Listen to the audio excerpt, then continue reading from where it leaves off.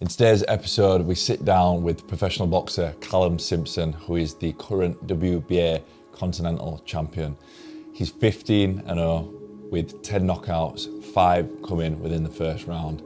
He's absolutely smashing life, and we discussed all things discipline, mindset, and his journey from the amateur levels all the way up to the professional levels.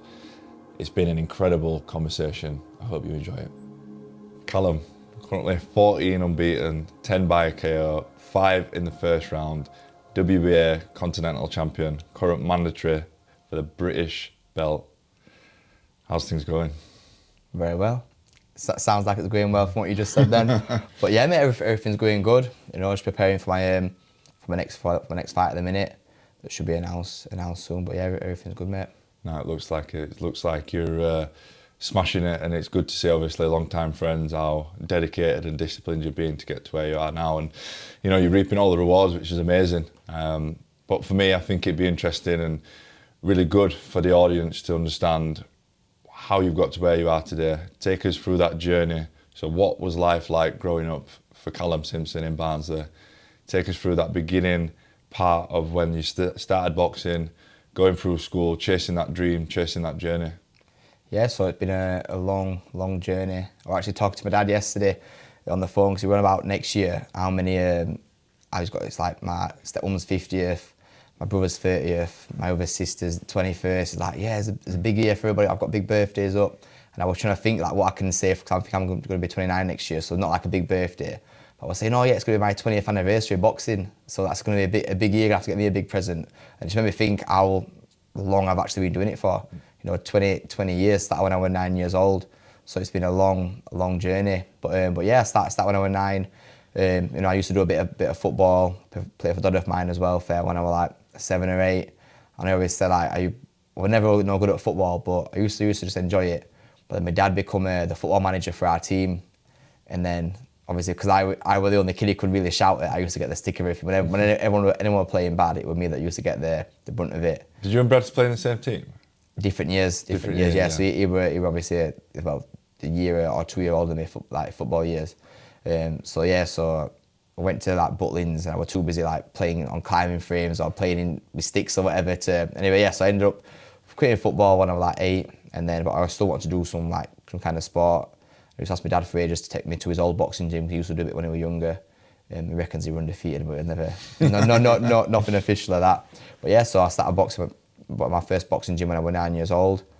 And which boxing gym was that? That was at Bolton upon Dearne, near that Waff. I had one fight with them, lost it, started crying, had a big tantrum, and then left that gym. There were some issues with the coach and stuff as well. I used to let his son beat me up when I was like 10 years old. Really? So I moved there, went to Barnsley Star, and then I had 52 amateur fights with them. But when you say like growing up chasing this dream, there were never really a dream to start with. It was I just wanted to go boxing because it sounded cool. Yeah. I liked the idea of it. I used to watch wrestling and like Rocky and stuff like that, and just think, oh, you know, like some kind of combat sport.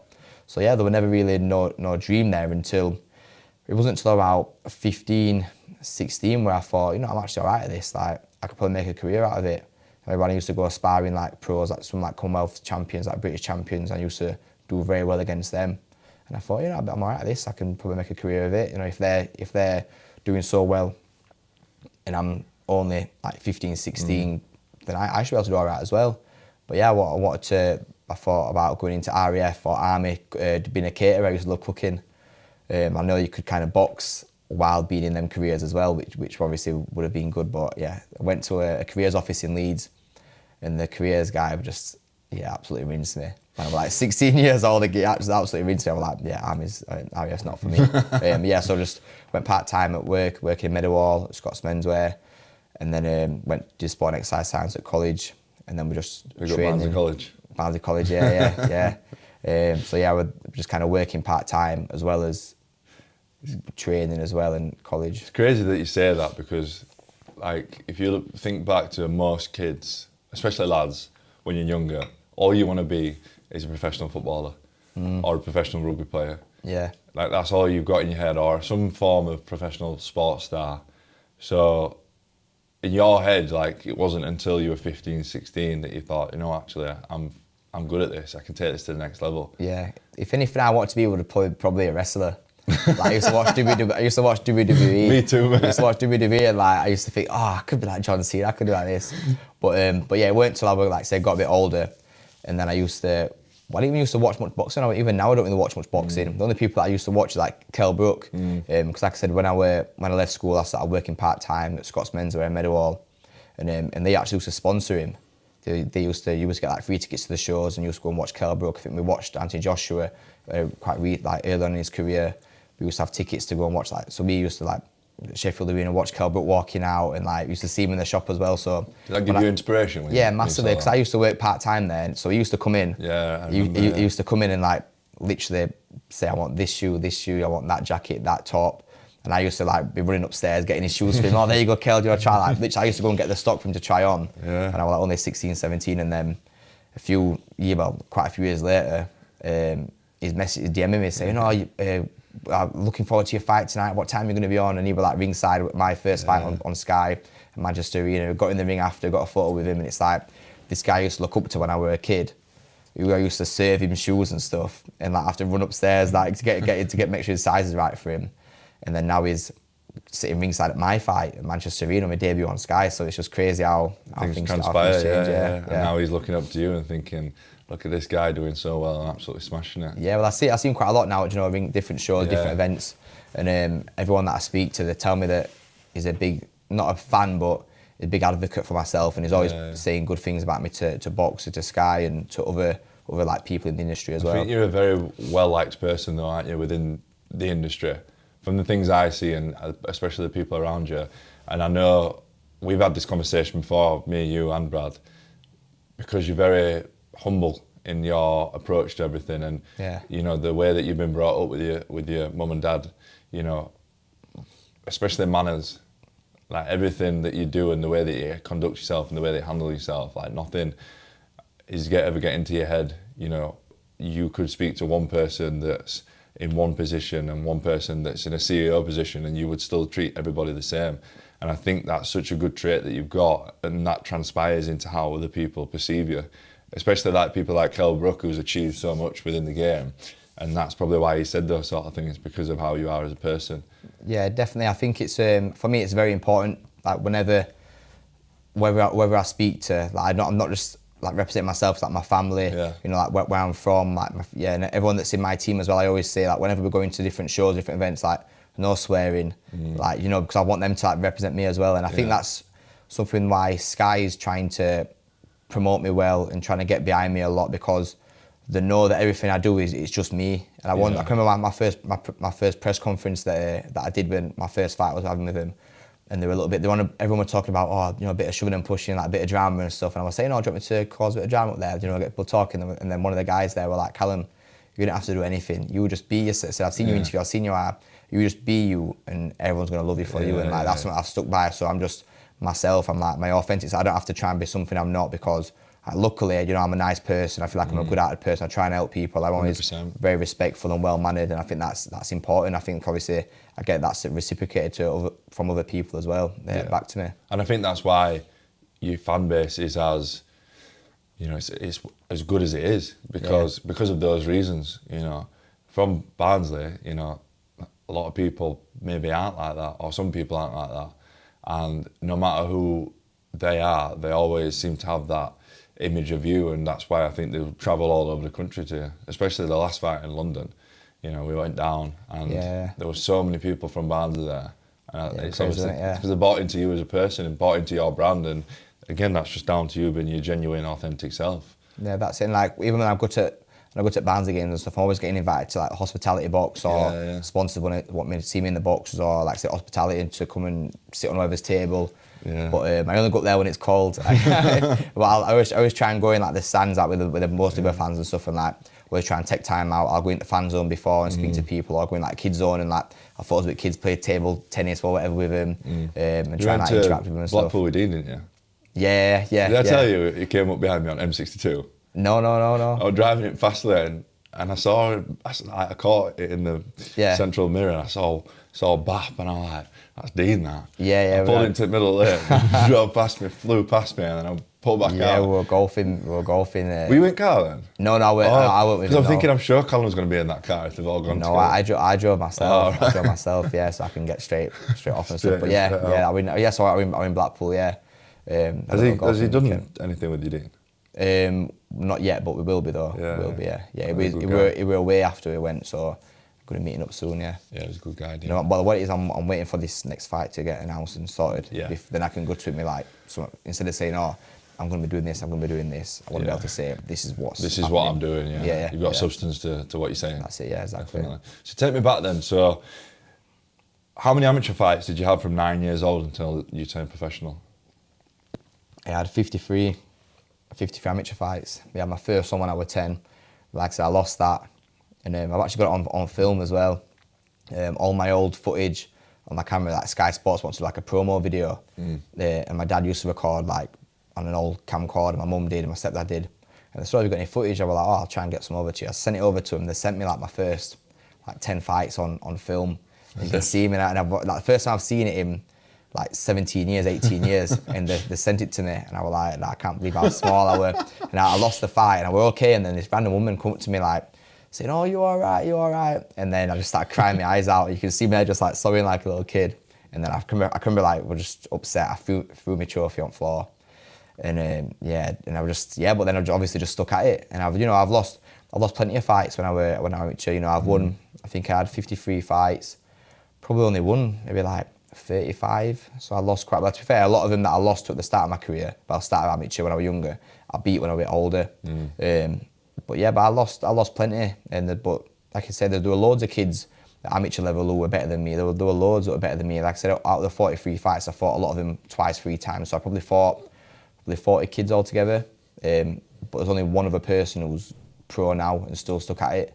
So all these people that were better than me, they just quit because, you know, like I said, it's what is it, talents, what's the saying about working, what's it called? Hard work beats talent when talent doesn't work hard. And that's it. And obviously I've obviously stuck at it, and I've improved loads over the past few years.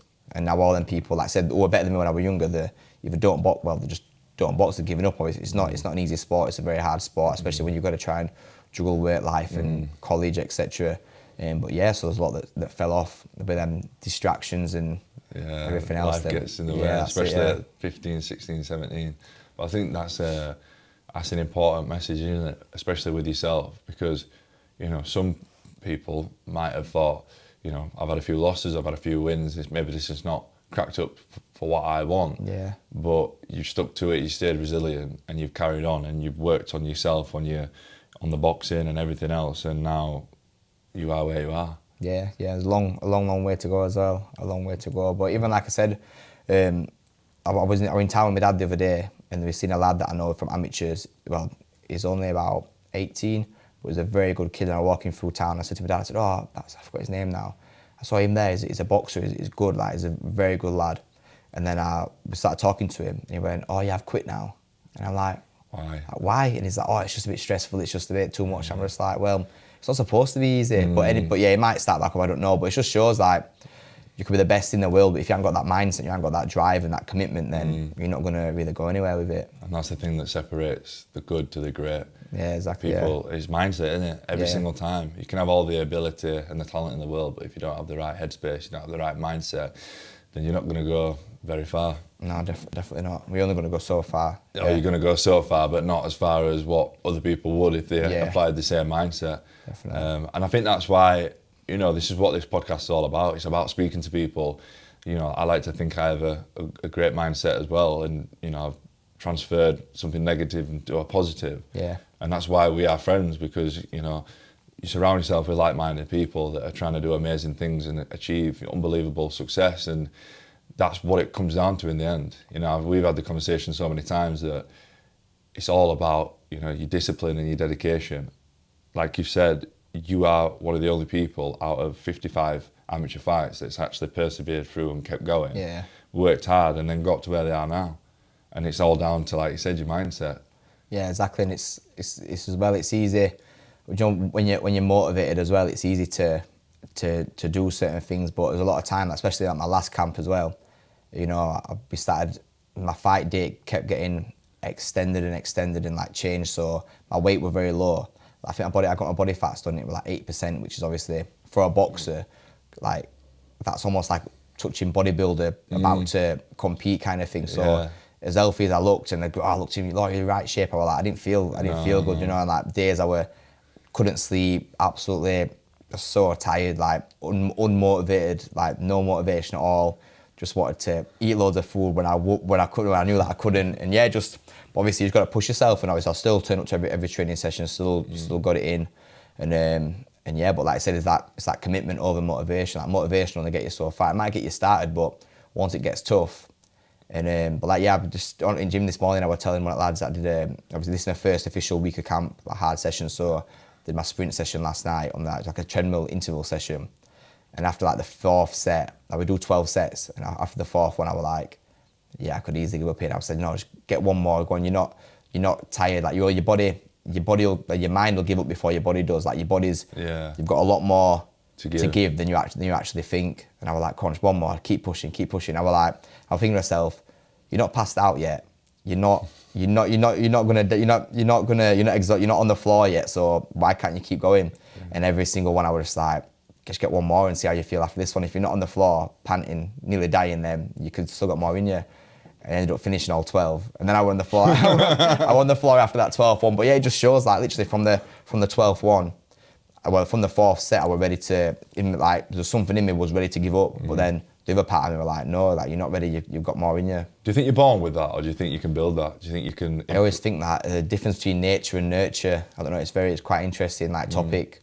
I think it's a bit of both. I think some people are born with it, and then others they have like no like dedication in life, no purpose, no goals, no drive, and then they might go through certain situations that'll change them as a person, and then they suddenly find that. But do you think you've had a situation that's done that for you? Because like you said earlier, if you were from 9 till 15 and you enjoyed boxing, but it wasn't really something you've seen as a career, and then you got 15, 16, you started to think to yourself, I'm actually really good at this, I'm going to keep going. But has there been other events in your life, like for me with my brother, that was like a pivotal turning point in my life? Has there been any events in your life that has been a turning point for you to switch of a mindset, or from a negative to a positive? No, I wouldn't really say so. I think it's just been a constant journey. There's not been like any massive ups or any massive downs. It's just been just consistency, I think. And then obviously, kind of meeting different people and different experiences, but nothing like be like, oh, this is a big wake up call, or this is this big event in my life that's I'm gonna. Because I think I've always been on this path. Like even since I was 9, there's never been a point where it's not like I've quit boxing and something's happened. Like I've always been. You've always done it. It's something that I've always done since I was 9. Like I've been alive 27 years, and for 18 of those years I've boxed. And like I said, next year it'll be my 20th year boxing, which is crazy. How long I've been doing it for. So I've not really known anything else. Really, I've not known anything else. It's very admirable. 20 years, and there's the saying, isn't there? It's 99% consistency, 1% talent. Yeah.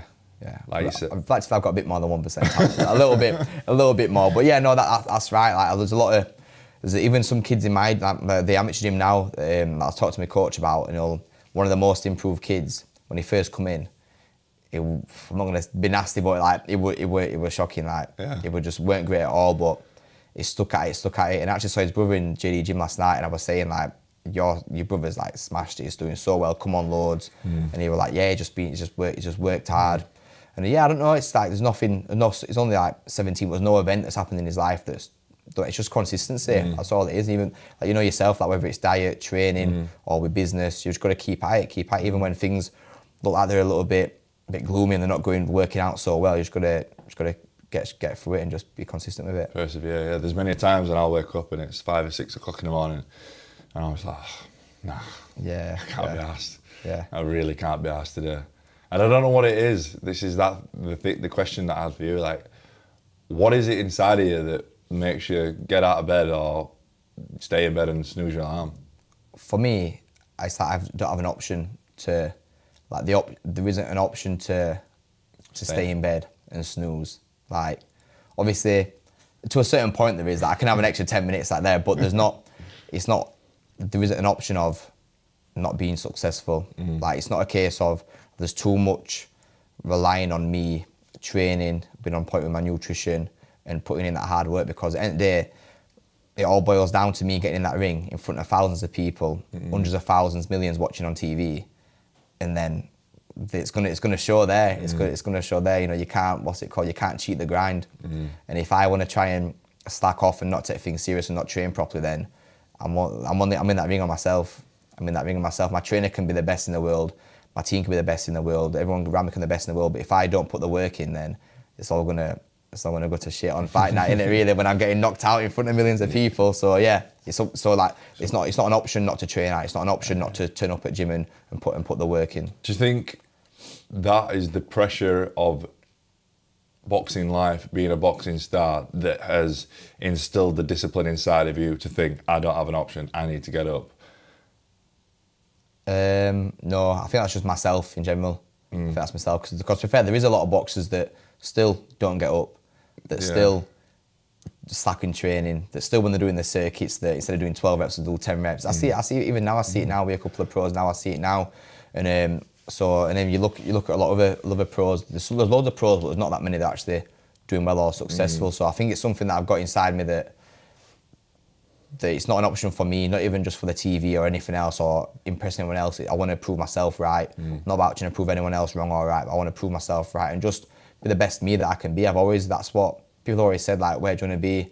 Like, when you look back in 10 years' time, where do you want to be? What do you want to say? And like, when I look back, I want to be able to say that I'm the best version of myself. And I believe me becoming the best version of myself will be a world champion, will be very successful. But if I don't become a world champion, then because I want to blame it, I don't want to be able to blame it on not training hard enough or have any regrets. When I was growing up, there was people like coming to me saying about, I used to box, but this. I used to do this sport, but this happened. Like, has-beens or could-have-beens. I could have done this, could have done that. Like, well, you didn't, did you? And I don't want to be one of the people who say, I could have done this, I could have done that, and have an excuse. The only reason I want to be able to give for not doing certain things because I wish we weren't good enough. But I want to be able to say that, I try my best at that. I was the best me I could possibly be. And that's one trait of a super successful person: complete ownership and a complete accountability for themselves and their own actions. Because how many people do you know that does not take accountability for their own shit? Everyone blames everyone else, don't they? Yeah. You've got to be accountable for your own. It's something that I will try my hardest to do every single day. Like, I have quite a tendency to be late sometimes. Same. You know what I mean? You know what I mean? And I'll be running late, and then I'll think of every excuse under the sun why I'm late, and I just think to myself, I just didn't set off in enough time. Yeah. Don't blame. I've got plenty of excuses, if you want. So I've got a full book full. I'm not trying to dig you out. No, I'm the same, mate. I'm the same. But like, people always will try and blame somebody else or something else. Yeah. But when you take that accountability for your own actions, you know, you have that something inside of you, that like light inside of you that thinks, right, I've taken accountability for my own shit. What am I going to do about it? Yeah. And then, like you said, when you get to a certain point in life, you think, I've took accountability, I've got to where I am now, there's no one else to blame. I'm either good enough or I'm not, and that's just how it is. But I honestly believe, and I mean this from the bottom of my heart, because I've said it since you've turned pro, I said I'll be world champion in the next 5 to 7 years. Yeah, easy. Less than that. But actually, you know, you're all right, you're right. No, thank you, I appreciate it. I know, you're right. No, I appreciate that. No, definitely, you have been saying that. And like I said, again, with the accountability as well, if you're constantly blaming other people or other situations, then that's it's almost out of your power to change it. But once you realise that it is yourself that's, like say, you're the one to blame for your own actions, then you can control your own actions. Once you're accountable for your own stuff, you can control what you're doing. You know, like they say, control the controllables, Don't worry about things that you can't control. Like, there's so many, people got so many problems in life and so many issues, but they can actually change so much themselves instead of trying to blame other people or relying on other people to fix stuff. Like, the answer is in what you do. You need to stop feeding the old life that you've been feeding and feed what you want. Like, go to the gym, like, feed that part that you want. Or it's like eating well. The answers are so simple, but they're just so hard it can be so hard just to make that first move and just get going. Comes back to your mindset, doesn't it? Well, yeah. It's all about your mindset. It is. I had a conversation with someone the other day about it. I said, it doesn't matter what hand you've been dealt, you've always got a choice. Yeah. No matter what. and you've always got the choice to take a positive action moving forwards. Yeah. And like you've just said, very rightly so, it all starts with that accountability. Without accountability, you can't take action, and then you can't make the positive choices you need to make a change in the right way that you want it to happen. Yeah. So. Nah, definitely. I think as well, something that I always say, like to my missus when we in car, she obviously Daniela, she'll say if someone cuts her up or whatever it is, she'll just kick off like swear at me or something. I'm like, why are you letting them make you upset? Like that's external situation. Why are you letting that upset you? Like you should let someone else affect you emotionally. Obviously, it's easier said than done, but I always try and like practice patience. I try to, but not that I always am, but you got to try and like say you can't control theirs. Don't let if they're having a crap day or whatever their mistakes are. That's up to them. That's it. Don't let it affect you. Don't let it ruin your day. Don't let 10 seconds ruin your day. Yeah, definitely. There's a saying, isn't there? I don't know the exact figures, but if you had like £87,621 in your bank account, if you lost £10, would you be upset? No, I've heard that saying. Yeah. So there's that many seconds in a day. They're the exact numbers. Something like that. something like that at all. I've probably got it out way about that. But then if you lost 10 seconds or something negative happened in 10 seconds, why would it let you ruin your day? Yeah. And you're so right. And again, it's something that I try and practice as much as I can. You know, with my other business, I'm constantly driving and seeing customers. Yeah. And the amount of shit drivers you see, or cut you up or what, and you'll be like, nah, it's fine. Like, exactly. It is what it is. Like, why am I going to let that affect me and upset me? Exactly. There's no point. Just forget about it. There's so many things going on in life where, last thing you should be letting affect you is that. Yeah, exactly, mate. So just going back to your first professional fight at Doncaster racecourse. Yeah. I remember it. Brilliant day that. I remember turning up in a three-piece suit and I was the only one there in a suit. The three-piece. I think everyone had shirt and tie, but you're the one with a suit on. That was a good day. So do you know when you won that first fight then? Yeah.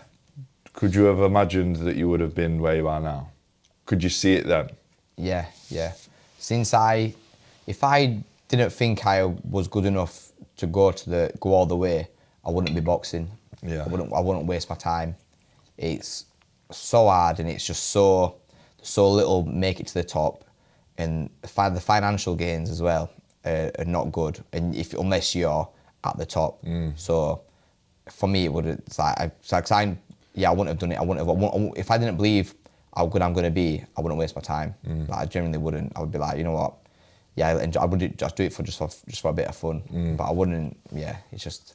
It's interesting you say that because so many people aren't realistic with themselves. Yeah. Oh, there's a lot of people that are delusional, and there's a load of pro boxers that I know, and they're like, oh, I'm this, I'm that, and I genuinely, and they believe it, but they're not. Like they're not, and the trainers know they're not. Then they might get so far. They might win like an area, English, British, Europe, but they're not, which is good. Like even winning a British is great, is amazing. But again, I don't want to just win a British. I want to win the British, European, international titles, and want to become a world champion. So that was my next question then.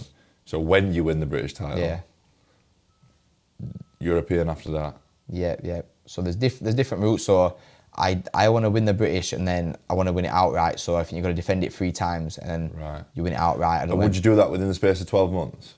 Yeah. So I think on average now I'll be having 4 fights every 12 months. Right. But the level that I'm at, like I think when I first signed with my manager Kevin Marie, I had 7 fights in a year, which is obviously a lot. And then you look at that, the kind of higher you get, because I'm fighting, but I was knocking him out first round, second round, and I was straight back in the gym next day, no injuries, But now I'm only doing 4 rounders, 6 rounders, whereas that's scheduled for. So the training intensity's changed. So now the training's a lot more intense, a lot harder. The fights are getting a lot harder. So my first 10 rounder that I did, normally I'm not the kid out first round or second round, whatever it is. Straight back in, running the next day, straight back in gym. The first 10 rounder that I had, the first fight I went the 10 full distance with Boris Crichton, I woke up the next morning and I felt like I'd been run over by a truck. Really? Honestly, I physically couldn't train. I physically could not train. Like my neck, my back, my shoulders, my legs, everything. I was just like, oh my God, what happened last night? Like, I won the fight. I think I won every single round except for on one.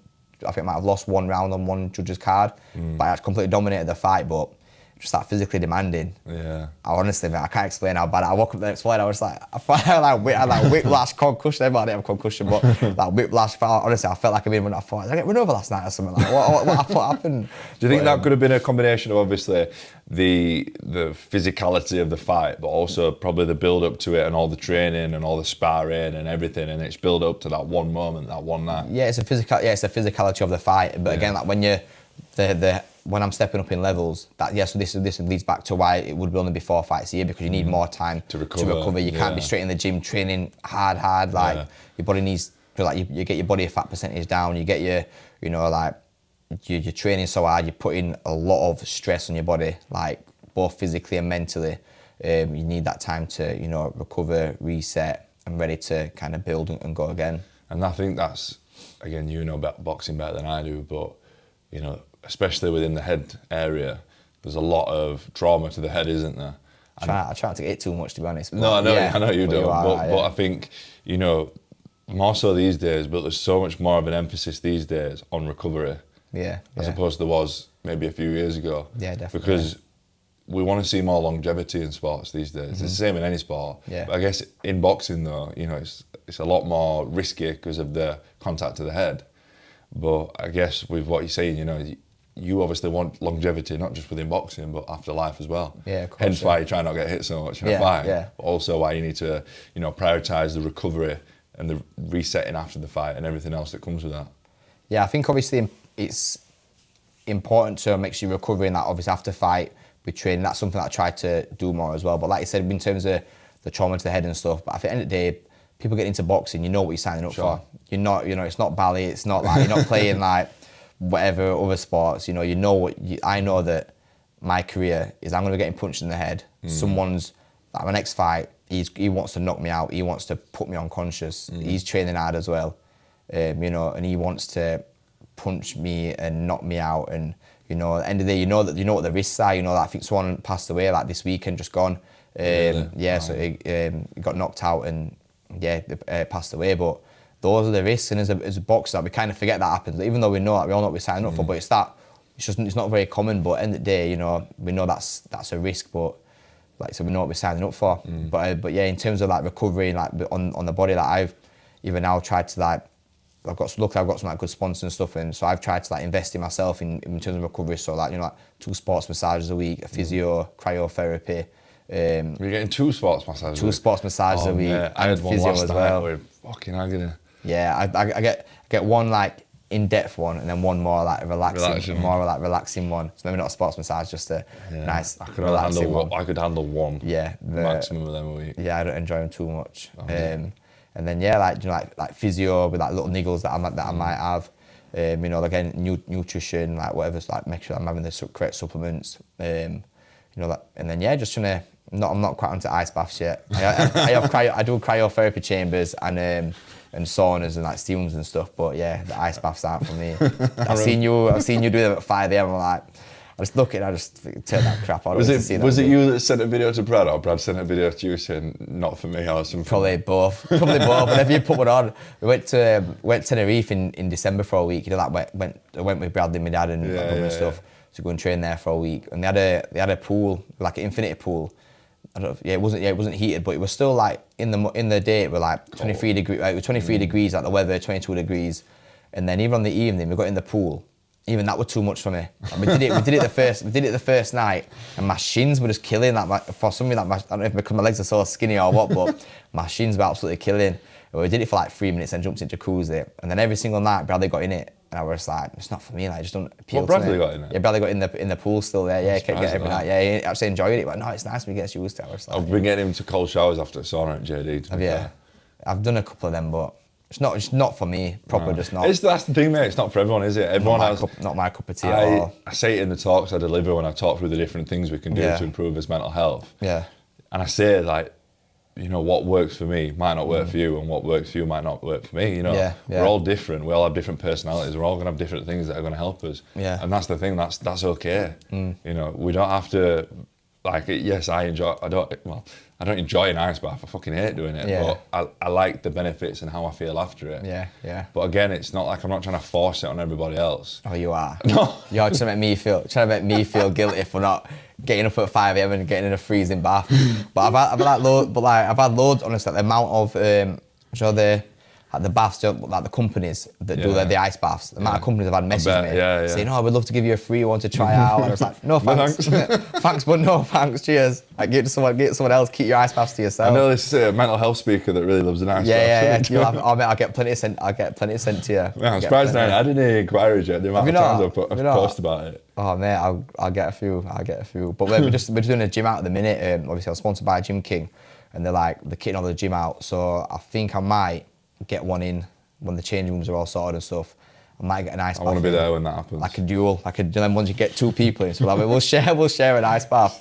We'll get a shower first and share an ice bath. But yeah, so I think I'm gonna get one and just. So I've heard good things about it. I look forward to that, mate. Yeah, and after a session, Sounds get good. a nice ice bath. But yeah, I don't know yet.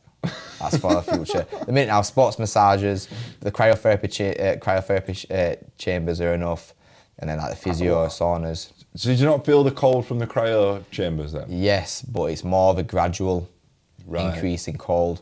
So whereas the ice bath is just like Instant. freezing straight, whereas the cryo's like after the minute then it gets cold, but you're already like, when you get an ice bath it's horrible at first and after a bit you kind of get used to it. You don't feel too bad. It goes like quite numb. But whereas that it's a gradual increase in temperature. I've not done one. I would try it though. Yeah, and there might not be as many benefits as an ice bath, but yeah, I'm sure there is. I don't know, mate. But yeah, it's easier for me anyway. Definitely easier for me. But yeah, so I might do a bit of when I'm But for now, I'm doing enough for my recovery. So I'll leave them to you. Leave those to you. How's the things with the nutrition then?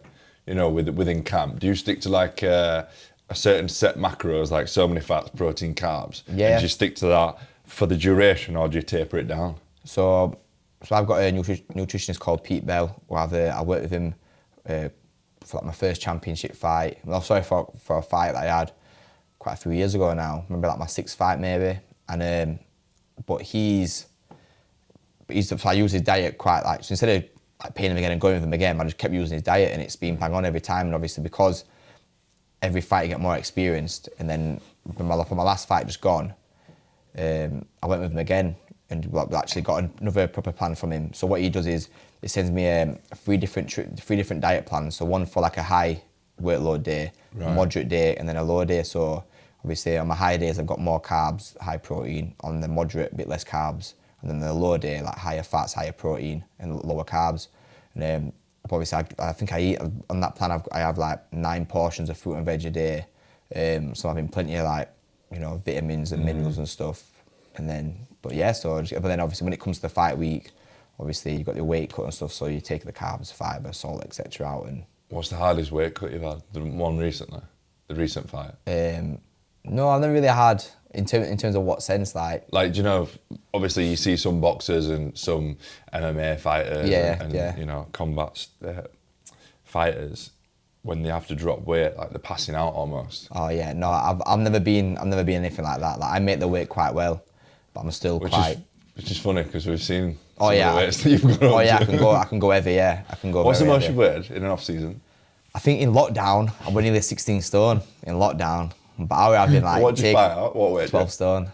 12 stone. 4 stone difference. Yeah, but that were like well before any fights. I'd not fought for a while, and then there were no fights in sight. But then I got through lockdown. When the gym opened back up, because professional athletes could train before the other gyms were open. So I got my weight come down nice and easy then. But now I normally go up to like at the minute now I'm probably about 13.5 stone. So it's not too bad. But yeah, sometimes I've gone up to like 14. But yeah, I always, because I've done so many weight cuts and so many like diets and stuff, I know exactly how long. And I've got them all on my phone, like on like a spreadsheet.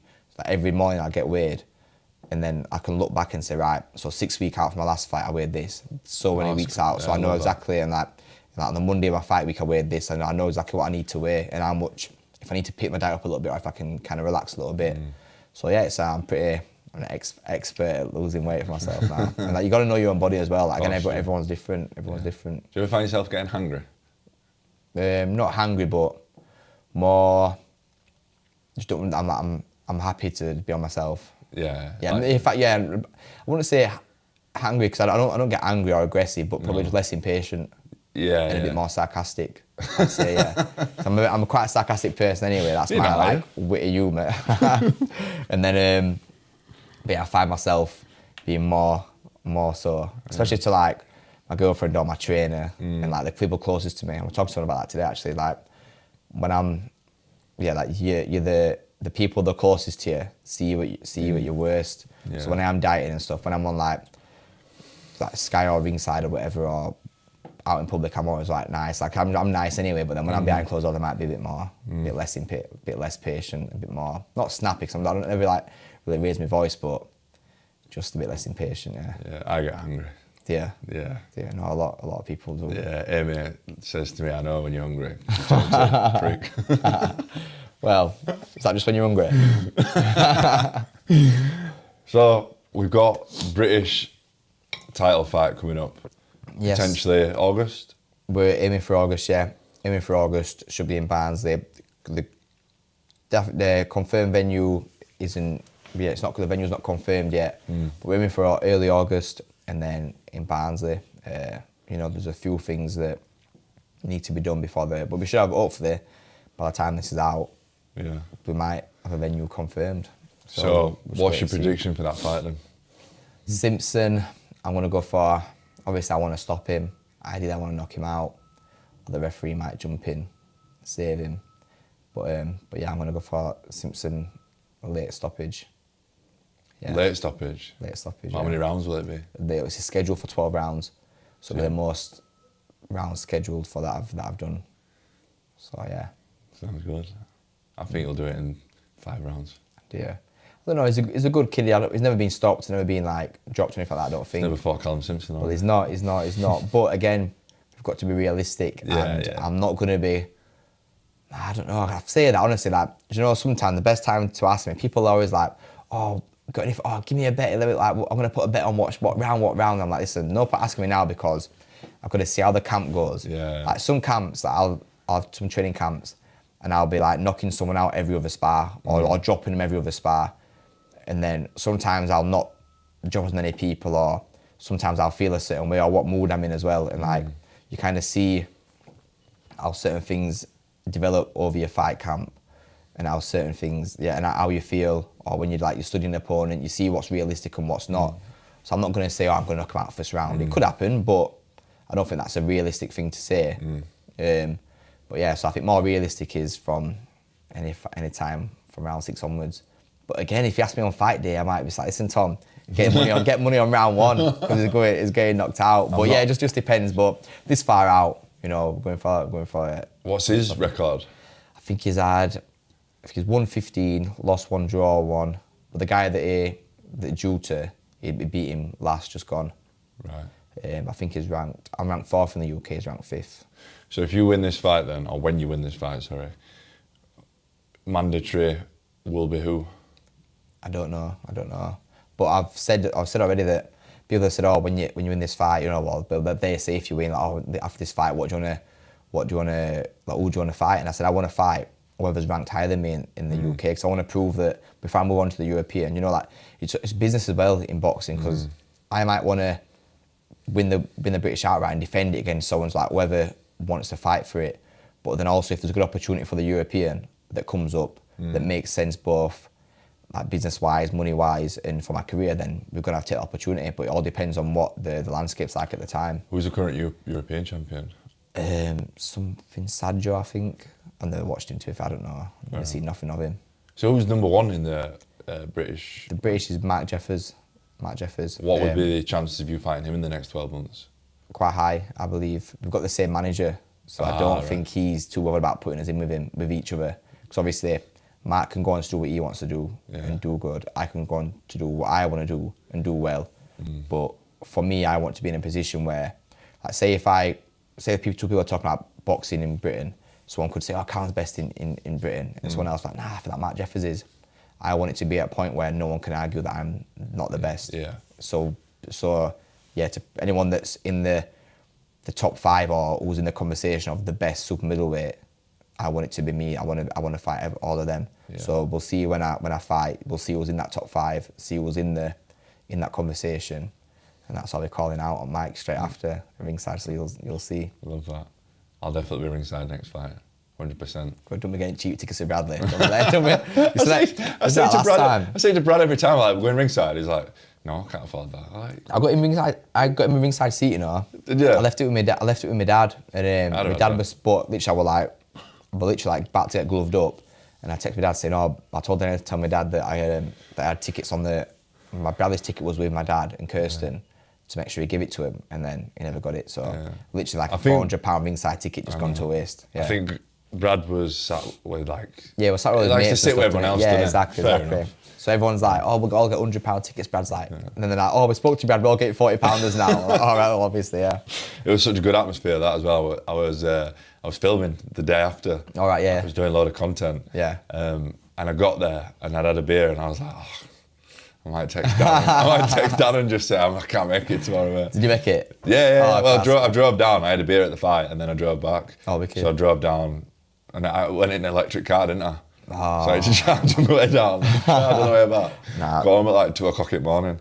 It's bad, but it's bad. Big fan of him, mate. That's it, mate. We've got to be. Yeah. But like, even like you say, then the atmosphere was unreal. And I think my last 4 fights on Sky we've done, I've had over 1,000 people come to watch between all them 4 fights. I've done over 1,000 tickets, and I think, and every single time, whether it's my weigh-ins, my press conferences, or my actual fights, but mainly my fights, all the like Ben Shalom, all the Sky team, Boxer team, they all say like how big the crowd is for me, and like even like the Manchester Arena on my debut, and I just walked out, and obviously Manchester Arena holds like 20,000, and I thought, well, I've only done like 300 and something tickets. Like, it's a lot, but it's not. Like, it sounds like, to me it's a lot, and to anyone that sells tickets it's a lot. But if I were to say, oh, I've done 300 tickets somewhere that holds 20,000, it's like, oh, it's not that many. Like, it depends what your perspective is. But yeah, so I was like, well, I wonder how loud that's going to be, because sure it's not going to be that loud. And I walked out and I was just like, everyone were chanting like Yorkshire, Callum Simpson. I just thought, nah, this is crazy. I just walked out, I looked up, I looked around, like, took my time to soak it in, and just like, yeah, this is it. Yeah. This is it. Yeah, this is what it's about. And it was unbelievable, mate. I'm not somebody that gets into sports that much. Yeah. But when you're going for it, I'm like, fuck. Yeah. When you know someone as well, it's different. Yeah. Like, even now, I don't really watch boxing. I probably watch like Fury's fight this weekend because it's obviously a big fight. Would you reckon he'll win that? Fury. Think? Yeah, Fury points, I reckon. Yeah, I don't think he'll stop him. But yeah, Fury late points. But yeah, like, I don't really watch boxing, but I'd rather watch someone that I know. I go to a small show. Like, I'm going to hold him in like 2 weeks. It's only like a small show, not be on TV. There's a few good boxers that I know personally, so I'd rather go and watch that. Whereas like other shows, I'm not really too fussed. But obviously I go to boxer and Sky shows because like, they're all like stable mates and the people that I want to see do well, but I don't really watch it on TV that much. Yeah. I don't really watch, unless you're fighting, or unless it's a massive fight. I don't tend to watch it that much, but it's you're one of my best mates, aren't you? So that's it, exactly. So you got to come. Yeah, I've got to come. No choice. Even when you don't want it, you've got 5 hour round trip. I know, mate. I know. I remember the once where I'd been out the night before. I think this was a bit before you were on Sky, and I'd been out the night before, and I'd fallen asleep, and I texted Brad and I said, I'm on my way, and he said, don't bother, he's already knocked him out. Yeah, I can remember Brad telling me. Oh, he said you were supposed to go, and he just texted me like, no, he fell asleep. We were filming at that, Brad, as well. Yeah, I know. We were filming. Sensitive, isn't he, bless him. But yeah, so we've got some big things to come. Like I said, this British fight, it's going to be big regardless. That I'm going to be headlining in my 15th fight. I'm going to be headlining on Sky Sports, the British title. I think it should be for the British, Commonwealth, WBA, Continental, and maybe another international title as well. So at the minute, I think I'm ranked 15th in world at WBA. Amazing. After this, I should be ranked with other governing bodies higher than the 15th. So again, it puts me on that world scene as well. And it's crazy that Canelo's like ranked number 1, WBA champion, and I'm ranked 15th. So it's a bit mad. It's mental. Crazy, innit? But then obviously, it's crazy to think, but then it's also not like... Yeah, you put the work in. Yeah, exactly. Sometimes I just think, do you know, if I watch like a Sky video of myself, or like if they put something on YouTube, and I'm like one of the promo videos that they made, and I watched it like a few weeks ago, and I was like, that's actually me. That's crazy. Like, it's actually mad. That's me. And I used to watch like Kell Brook or Anthony Joshua, and I used to think like, oh, I wonder what it's like to be them, I wonder what it's like to be like that. And then one day I was just like, why not me? Like, why can't that be me? And then now it is me, and me, I'll be getting well in his way anyway. And rightly so, mate. You know, I've seen the dedication and hard work you put in, and you know, so many social occasions and events that you've either come to and just shown your face, just to be quiet, not drank and not got involved, just because you're dedicated to the cause. And yeah, definitely. Like I said, mate, I know you'll be world champion one day. When do you think that'll be? I want to be world champion before I'm 30. So I'll be 29 October next year. So what year are we in? 24. So 2026, I reckon. Before October 16, 2026. Let's make it happen. So I think the earlier I can become a world champion, the longer I can reign as a world champion. So hopefully I catch Canelo on the slide when he's on his slide. I think he's peaked already now. I think he's going to be. Canelo? I don't know, mid-30s probably, yeah. Do you think you would fight Canelo at some point? Yes, possibility, yeah, of course it is, yeah. Who's in the top, like 1, 2, 3, 4 in the world that I don't even know. I think there's a lad called Chris Mbili. Is that is in Canada? Plant? No, Plant might be. Benavidez was, but he's got to like heavyweight now. Maybe Berlinga. I'm not too sure, to be fair. But even the guy that I sparred over in Ireland, he was ranked 4th with the WBA. I did very well sparring against him. But yeah, so there's some guys now that are ranked like 3rd. There's a guy, I think it's a German guy or Swedish or something, is someone that we've been eyeing up for like potential future fight. So my management, I just train. Whoever they want me to fight, I'll fight whatever it is. What was the weight class of? Is it Berbatov? Beterbiev. Sorry, in Canada. Light heavyweight, yeah. So he was the weight class above. Yeah, above me, yeah. So he was going to fight Bivol, weren't he? Yeah. But he's got cancelled. I was injured, so he's pulled out. But it's going to get rescheduled in Saudi, one of them big shows. Do you reckon you'll go? To Saudi to watch that? Potentially. I will looking at going. If you need a +1, let me know. I will do, mate. You can get the business class. I know you like business class these days. I'll get the free tickets. You'll cover airline. Deal. Deal. I'll get some tickets out. But yeah. So again, that's definitely something. I might be going to Poland this weekend. Yeah, this weekend actually to watch Lawrence Okoli fight. If Sky and Box are going to cover flights, I'll go. But I'm going to have a look. But yeah, so. But just again another experience, another event, and obviously slap it up. That's it. Some of the conversations I've been having with Sky in terms of, you know, even after this fight, what their plans are with me, and their vision is to make me a headline fighter in a few years, pay-per-view fighter. There's some big names that they've mentioned me fighting that I can't really say on camera, but yeah, just like destinations as well. Obviously, like on about. Plans over in America, or different venues in Europe. But I'm just got to keep winning, got to keep training hard. Like, the technical manager reminds me all the time. I don't need him to remind me, but I know myself. But you know, all this stuff with sponsorship, all these like events that I get to go to, Sky events, or you know, openings that I'm invited to, or premieres that I'm invited to. That's all just like a bit of fun and games and a little bit like a side stuff. Like my bread and butter is training hard and winning and fighting, because as soon as that's all done, get kicked at curb. I'm like the in thing now for boxer and Sky. Like, you know, I'm doing well. Like I said, I have 14 fights. I've knocked 10 of them out. You know, I'm exciting fight. I've got a good fan base and people are behind me. But as soon as I start, not even losing, it's like underperforming. It's like, oh wait, is this Callum actually that good? So as soon as I stop doing that, then that's when you get kicked to the curb. And like today's, what's it called? Like, I mean, everyone wants to know me. Everyone wants me. You know, everyone wants me on the podcast. But, you know, as soon as I start losing and stuff, that I say, it's like, oh yeah, you're not, you know. And I know that I'm well aware of that. That's why I make sure I train hard. So, yeah. But that's the thing, though.